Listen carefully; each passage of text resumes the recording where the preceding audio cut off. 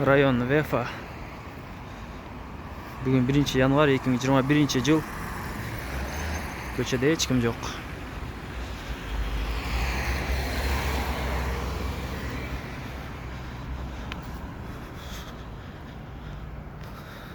Эртеменки саат.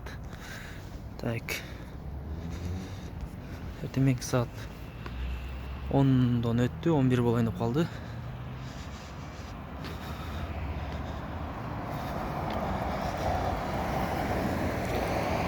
Көчө таптаза.